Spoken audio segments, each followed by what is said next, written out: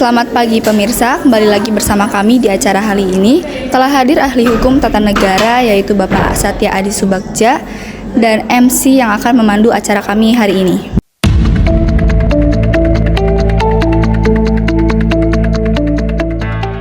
Selamat pagi pemirsa, saya sudah bersama Bapak Satya Adi Subagja sebagai ahli hukum yang akan menjelaskan 3 peranan lembaga yudikatif. Mahkamah Agung, Mahkamah Konstitusi, dan Komisi Yudisial memiliki sejarah yang sangat panjang dalam membentuk sistem peradilan negara Indonesia. Baik Pak, bisa dijelaskan menurut Bapak bagaimana peranan tersebut? Baik, jika kita merujuk pada lembaga yudikatif di negara ini, itu dibagi menjadi 3 ya, seperti sudah yang dijelaskan tadi, yaitu ada Mahkamah Agung, Mahkamah Konstitusi, dan Komisi Yudisial. Antara Mahkamah Agung dan Mahkamah Konstitusi ini memiliki pengertian yang hampir sama, yaitu lembaga kehakiman tertinggi, lembaga pengadilan tertinggi di Indonesia. Yang menjadi bedanya adalah Mahkamah Agung menangani tingkat kasasi untuk warga sipil, membawahi pengadilan agama, pengadilan militer, pengadilan niaga, dan lain sebagainya. Sementara jika untuk Mahkamah Konstitusi, ia adalah lembaga peradilan tertinggi di Indonesia yang bertugas untuk menjaga agar undang-undang ini selalu selaras dengan Undang-Undang Dasar 1945. Sementara untuk Komisi Yudisial merupakan lembaga kehakiman tertinggi di Indonesia yang dimana bertugas untuk mengawasi dan membentuk para hakim yang akan bertugas di Mahkamah Agung nantinya.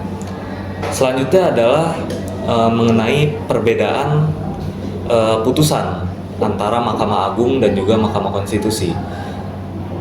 Bila kita berbicara mengenai Mahkamah Agung, putusannya berupa final, tetapi dapat diulangi melalui proses hukum luar biasa. Sementara jika Mahkamah Konstitusi, sifat putusannya berupa mengikat.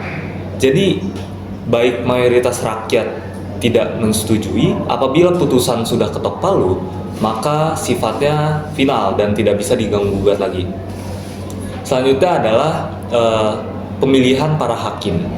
Jika pada Mahkamah Agung, para hakim agung itu berjumlah sekitar 60 orang.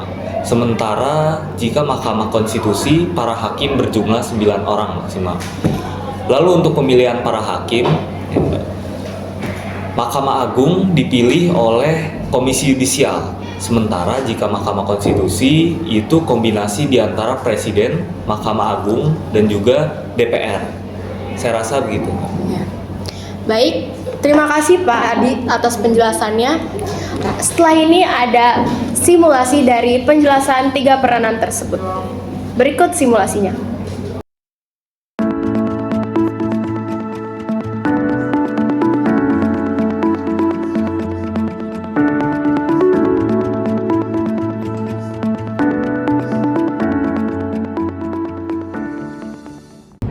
Sidang kasasi kasus korupsi ini resmi dimulai. Silakan kepada saksi ahli untuk membacakan sumpah terlebih dahulu sebelum memasuki ruang sidang.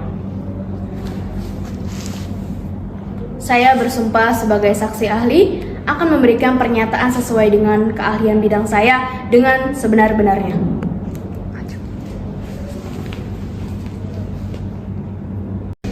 Panitia dimohon untuk membacakan putusan pengadilan tinggi sebelumnya.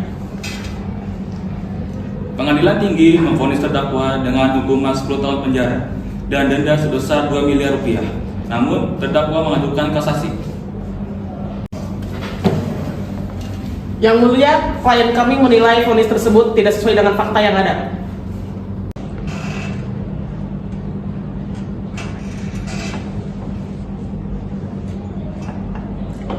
Baik, kami akan mempertimbangkan terlebih dahulu berdasarkan data, fakta, dan bukti yang ada. Kami akan memutuskan hasil finalnya di hari kemudian.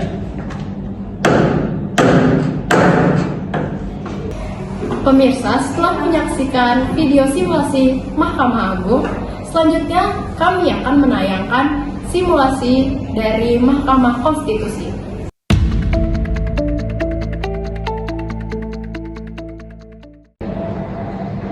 Sidang kasus kebijakan lingkungan terhadap Undang-Undang Dasar 1945 dimulai.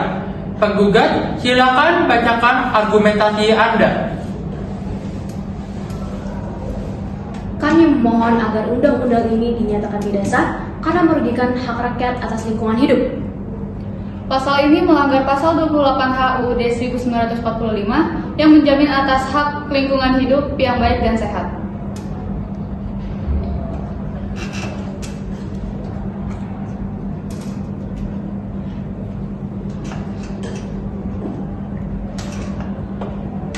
Baik, kami akan mempertimbangkan terlebih dahulu berdasarkan data dan faktanya.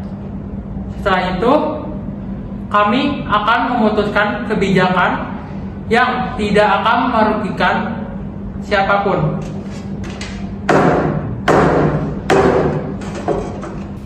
Pemirsa, setelah menyaksikan video Mahkamah Konstitusi, selanjutnya kami akan menayangkan dari Komisi Yudisial.